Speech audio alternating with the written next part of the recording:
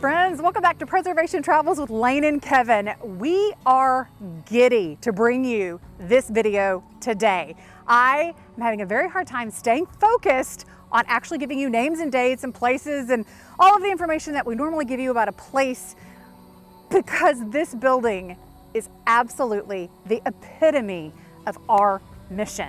I am standing in front of the 1908 St. Joseph Home for Children. It started its life as an orphanage and has remained almost unchanged in the 115 years of its existence. But today, it is a perfect example of what we preach all the time with buildings of this nature: adaptive reuse. A building that started its life as a home for children, transitioned to the Belmont Hotel during World War I. It was purchased by the United States Army and used as housing for soldiers and their wives during the war.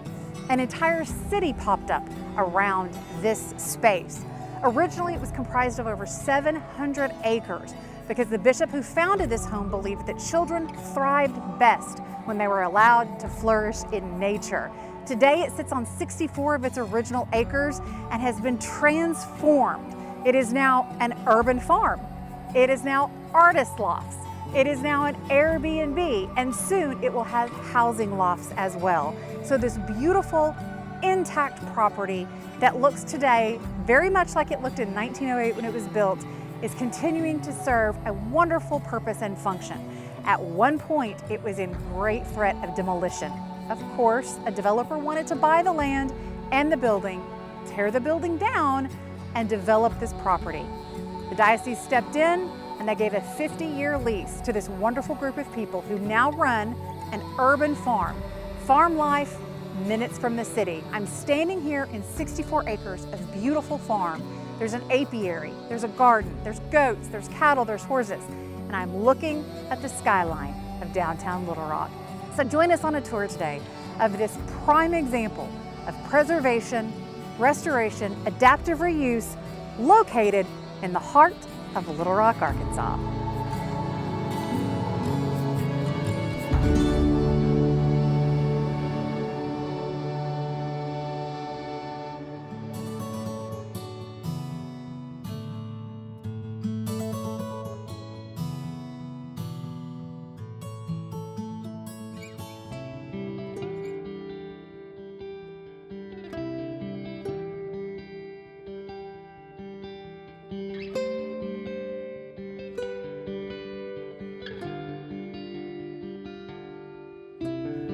This week, we're visiting St. Joseph's Home, also known as the St. Joseph Center. St. Joseph's Home sits on a summit overlooking North Little Rock, Arkansas, and offers picturesque views of the Arkansas River, Pinnacle Mountain, and the downtown skyline of Little Rock.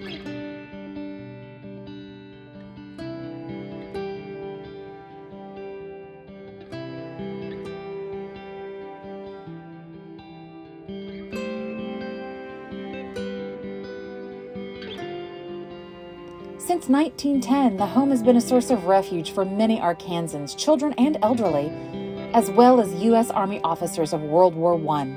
It was placed on the National Register of Historic Places on May the 4th of 1976. Now called St. Joseph Center, it is home to a nonprofit organization that offers urban farming opportunities.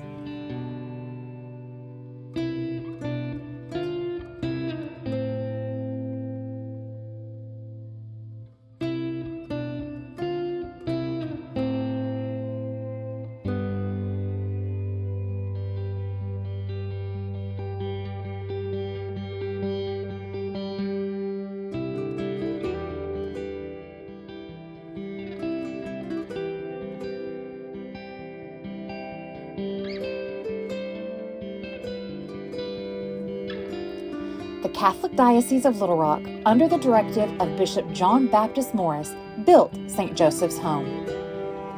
On July 1st of 1907, Morris purchased 720 acres, which at the time was about 4 miles north of what is now North Little Rock. It now sits within the city limits. He contracted with famed Arkansas architect Charles L. Thompson to prepare the plans for St. Joseph's, requesting the building be patterned like an Italian-style villa. In 1908, Morris approved the use of diocesan funds to build the $80,000 orphanage. The outcome was a 56,000 square foot brick and stone building that includes 80 rooms, an attic, and a basement.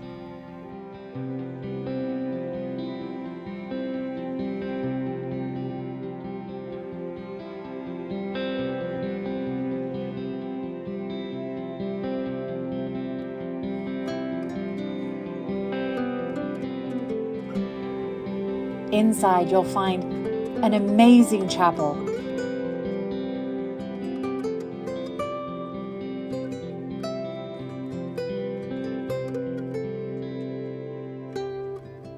The windows of the chapel are not original, but were placed from 1920 to 1940. The rest of the interior is original, including the beautiful chandeliers. The original pipe organ was replaced in the 1960s.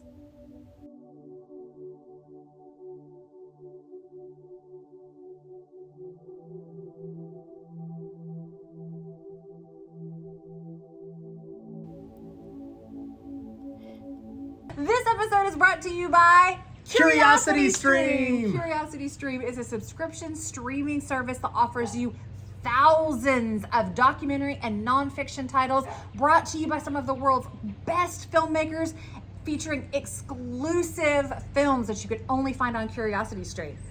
Curiosity Stream is the Netflix for the knowledgeable. It's the Hulu for history buffs. It's the Disney Plus for the scientists in us all. And guess what? What? Curiosity Stream only costs $20 a year. A year? $20 a year, not a month, a year. That's cheaper than anything. It's a beautiful platform. We love There's it. so much to see there. My favorite show on right now is The Story of Electricity. Yes, Kevin has a passion for electricity. They are going to talk about Nikola Tesla, who I love. And it's a 3-part series, so you can really get into it.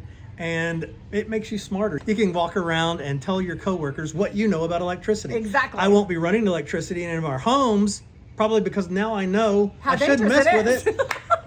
Thanks to Curiosity Stream. Thanks to Curiosity Stream. What are you watching right now? I'm watching The Power of Plants right now. I have a green thumb and I am fascinated by plants, by their medicinal properties, by the way that they adapt in the environment. And it is only a 2-part series. I wish it were 20 parts, but it's a 2-part series that tells me all about the power of plants.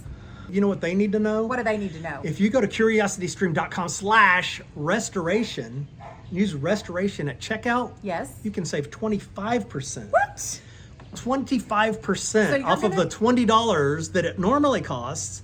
Now it's only $14.99 for an entire year. You know, the great thing about Curiosity Stream, not only is it this beautiful streaming platform, but it's available on everything. Right. So if you've got Roku, if you've got Xbox, if you've got whatever you have, Right. we have Roku, so that's what I know. All platforms. All platforms, you can get Curiosity Stream, and it is available worldwide. And you know what else I love? What do you I love? What? You know how all the other streaming platform services, you run out of things to watch, which seems crazy, but you watch every show there is, and then you have to wait for new content to come out. Curiosity Stream adds new content every single week. So Every even week. if I manage to watch their entire back library of programming That's impossible. every week, that's true. I'm going to get new content, new things I can choose from, and I love that. So Curiosity Stream, you guys are going to love it. Believe me. Take our word for it. From Go one over learning there. channel to another. There you go. You're going to love Curiosity Stream. Curiositystream.com/restoration. Go there today. Woohoo! Inside St. Joseph's, you'll also find classrooms,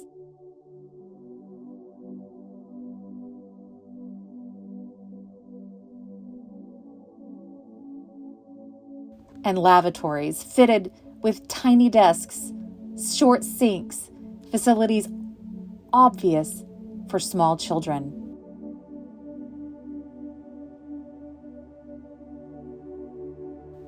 There's a kitchen,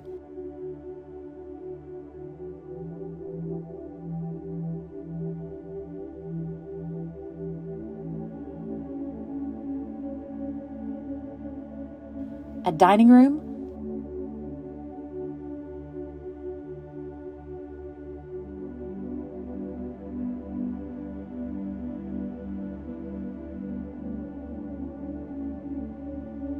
and a laundry.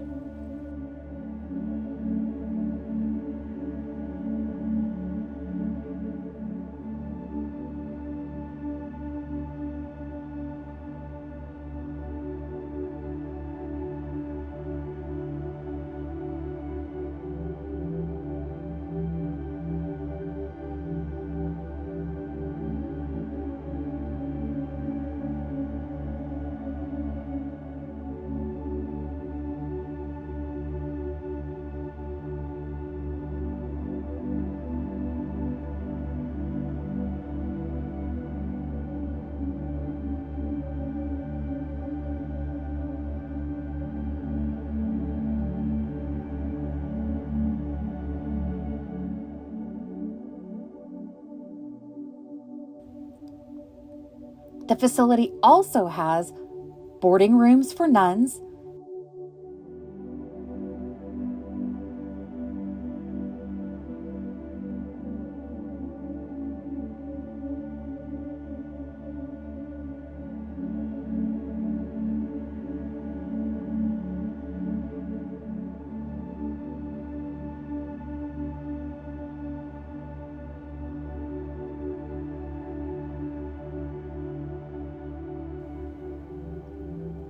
and a suite that was for the single bishop that oversaw the running of St. Joseph's home. The roof was laid with red terracotta tiles and crowned with a dome. The dome's lantern adorns a white cross, and the building was completed in 1910. After the farmland was purchased in 1907, orphans were immediately housed in a small number of frame structures located on the farm. Bishop Morris wanted the Order of Benedictine Sisters of St. Scholastica Monastery in Fort Smith, Arkansas, to manage and oversee St. Joseph's. He offered the sisters free room and board, and after several years, Morris began to pay them $30 a month, which thereafter was increased annually. The Benedictine sisters started a school for the orphans and the neighboring children. When the doors of St. Joseph opened, 66 children moved in to occupy the 3-story building. Thereafter, the number of housed and schooled children grew to a reported 300 in 1914. In 1917, neighboring Camp Pike, now Camp Joseph T. Robinson, was expanding its facilities to accommodate tens of thousands of soldiers. During World War I, the St. Joseph Center and the area around it was known as the City of Belmont. Belmont was created to become an entertainment hub for World War I soldiers of all ranks and local citizens of North Little Rock. Between 1917 and 1923, the United States Army leased 320 acres for Camp Pike, as well as the Hotel Belmont from Bishop John Morris. The orphanage, just 10 years old at the time, was adapted for luxury hotel service and rebranded the Hotel Belmont. The hotel would be the center and foundation of the city of Belmont, Arkansas. Prior to the orphanage and Belmont's development, this northern portion of North Little Rock, which went by the name Argenta during this time, had a small population of farms. At the height of Belmont, it is reported that around 400 people lived in the area. The name Belmont comes from the local name for the hill that the orphanage sits atop. The city would be described as Little Rock's Coney Island and offered convenient and safe entertainments that both the War Department and mothers back home approved of. In January of 1919, the Volstead Act was passed, making the sale, transportation, and production of spirits and other alcoholic beverages illegal. Previous military training interactions with local communities had earned training camps a reputation of attracting immoral vices such as gambling, drinking, and prostitution.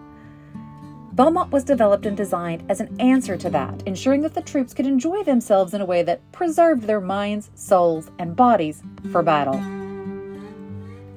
After World War I ended, Camp Pike's average population count declined. The number of wives, mothers, sisters, and friends visiting their soldiers before they were deployed or stationed slowed also. Instead of being the last stopping point before they embarked on an uncertain future in battle, Camp Pike became one of the last stops before they returned home. For Belmont, the decrease in people in Camp Pike and arriving as tourists in the area hit the local businesses hard. The War Department scaled down their efforts to police and dictate the types of businesses and activities around military posts. The lease of the hotel ended in 1923, a full 5 years after the end of the war. The exact reason or date for the abandonment or end of the Belmont as a city is still unknown. In 1927, Arkansas suffered a catastrophic flood of the Arkansas River, and 1929 marked the beginning of the Great Depression. Environmental, social, political, and/or economic factors are likely to have worked together to overpower the small city. The only remnant of this once thriving economy is the St. Joseph Center, once called the Belmont Hotel. The Belmont Hotel Company leased the building and 320 acres for 3 years as living quarters for officers, their wives, and friends. During that time, for the safety of the children during wartime, the orphanage and school were moved to a Catholic church in Little Rock, Arkansas. After the war, St. Joseph's was restored to the diocese and operated until an orphanage until 1978. During those years, the sisters and volunteers maintained an extensive farm, rose garden, fruit orchard, and raised Holstein cows and hogs. St. Joseph's then functioned as a daycare and kindergarten for local children until 1997, at which time the majority of the Benedictine sisters returned to their monastery. 2 of the sisters stayed at St. Joseph's until December of 2007. The Diocese of Little Rock afterward used portions of the building for retreats.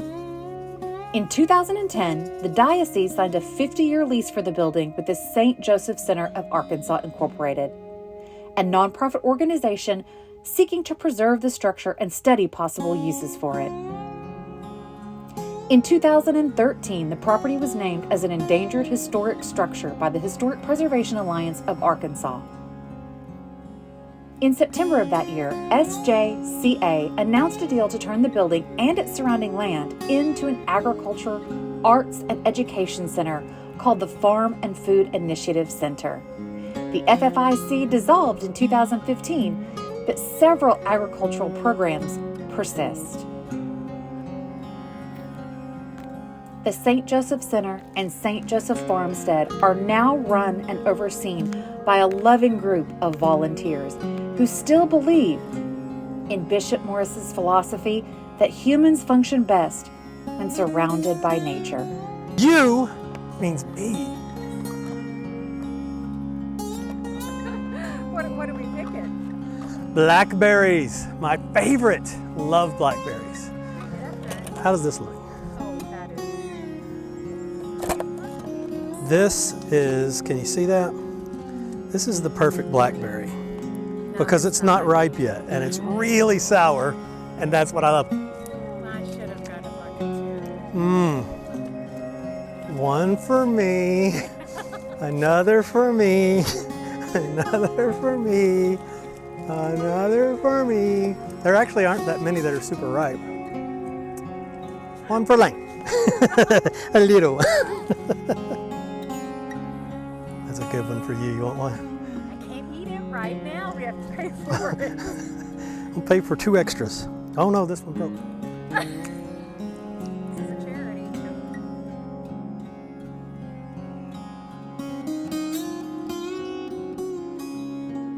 I did very well. Yes. You helped. That one's mine. That one's Lane's. I love blackberries so much, I can't even tell you.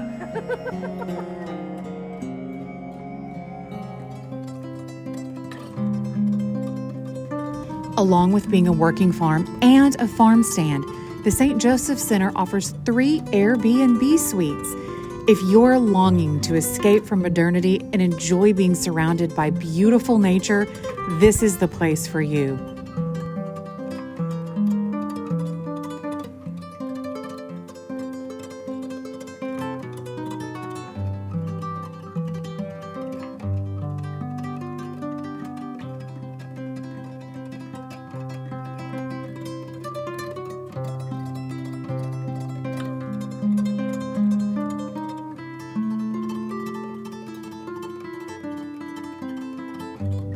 Artist suites are also available at the St. Joseph Center.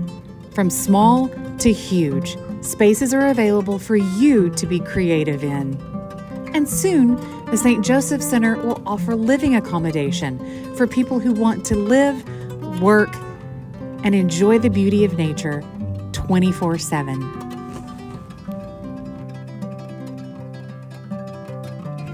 The St. Joseph Center really is a living museum. On the second and third stories, you'll find a wonderful time capsule of the last time that this building was used as a school and orphanage. The schoolroom remains almost untouched from the last time it was functioning to teach young minds.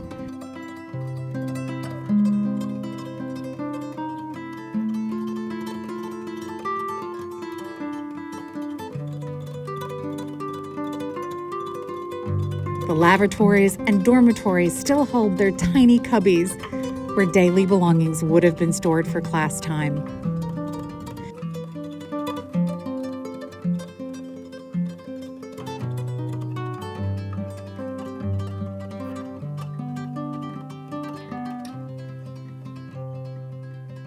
One of my favorite spaces in the building is the original nuns' kitchen.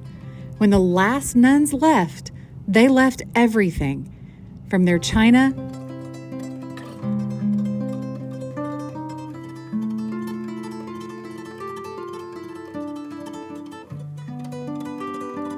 to their dining table where they sat every day, to their silverware. This space still very much holds the energy of the lives that were lived here.